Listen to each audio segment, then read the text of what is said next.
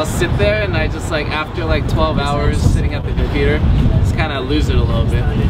So coming out and biking really kind of, you know, exercise is good for the brain. So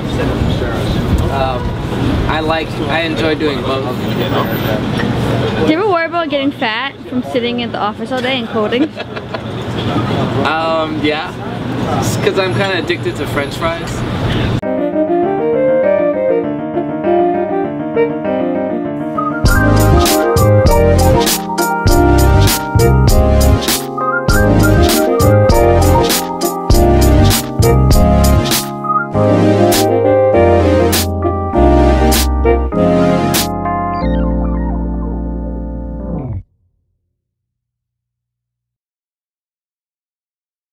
We would go to these computer shows.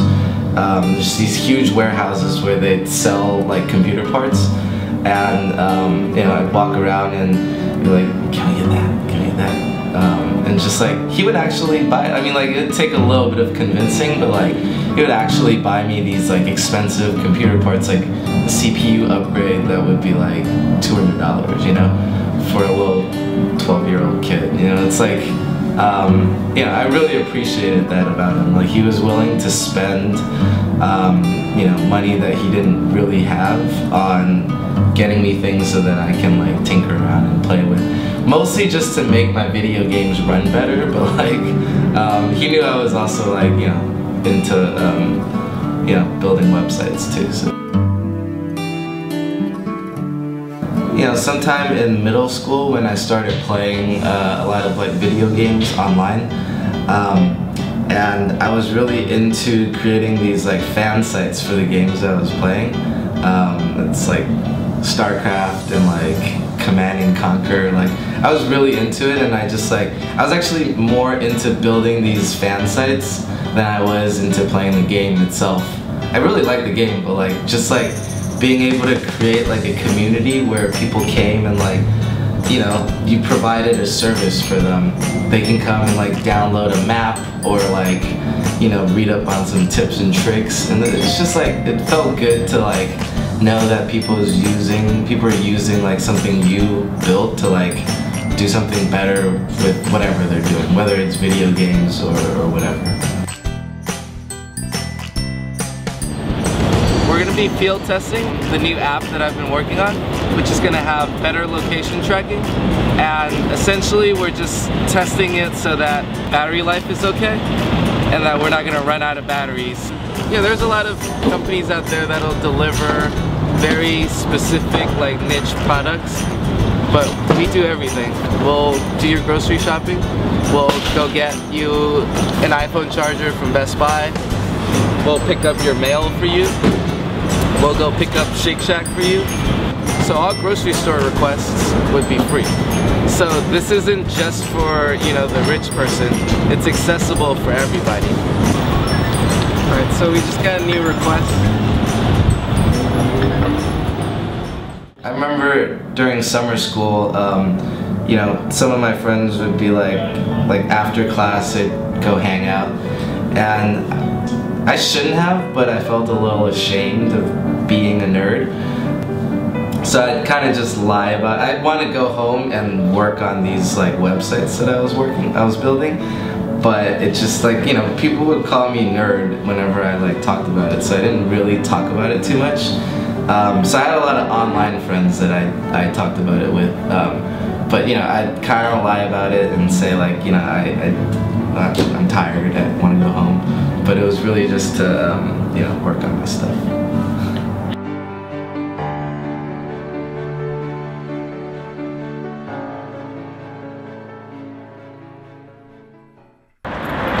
We are at the WunWun headquarters. We're gonna move out soon, but this is our temporary Brooklyn Ford station. Thank you.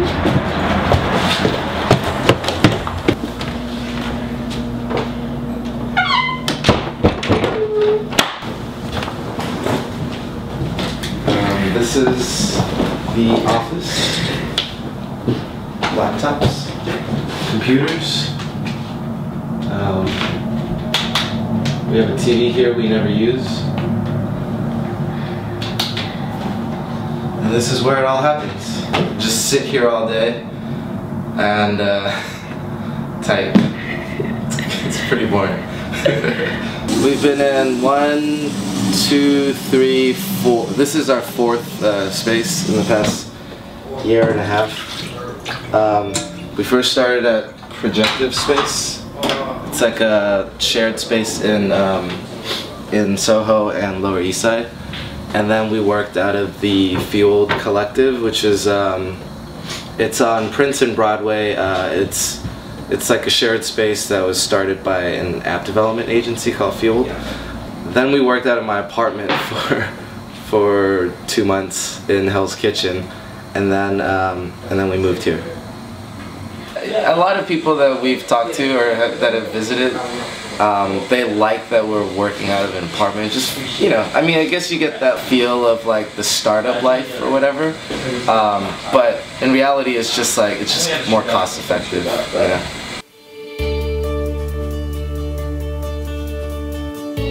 Being a software developer at WunWun is great because I get to write code that helps people improve their lives. I guess the reason why I wanted to was mostly because of my dad. You know, he immigrated to America and he had 2 kids, was a busboy and then was a waiter, and then you know, blue collar worker, he's worked at Sealy mattresses for the past 35 years. He's never taken a risk in his life, and I highly respect him for that, because, you know, he wanted to get me and my sister through college, and he didn't want anything to get in the way of that. And so I would say he kind of took a risk, only in the sense that he took a risk on his kids, to kind of, you know, take it to the next step.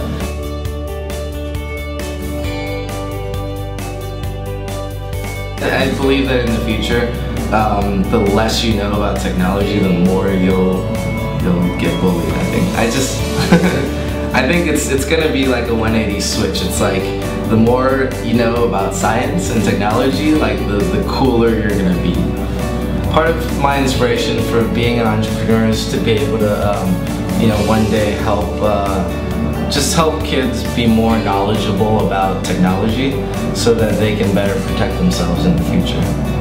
You know, there's all these issues regarding privacy and, like, you know, kids post pictures of themselves up online, and it's just like, you have to understand that, like, you know, you put stuff up and it's kind of there permanently. I want these kids to be able to collaborate with, you know, collaborate with each other and build things that either improve their own lives. Maybe it's like something fun, maybe it's video game related, or it's something that helps out their family or their school or their city, their community. I just want them to, like, think about solving problems with technology. But what if someone really wants to do something but they don't have any money? If you're passionate enough about your project, you'll find someone who is also passionate about it. I think the biggest thing with investors is that the product matters, but most investors invest in people, you know, the team. And if the team is passionate about what they're doing, someone will notice, and someone will, you know, they'll throw money in.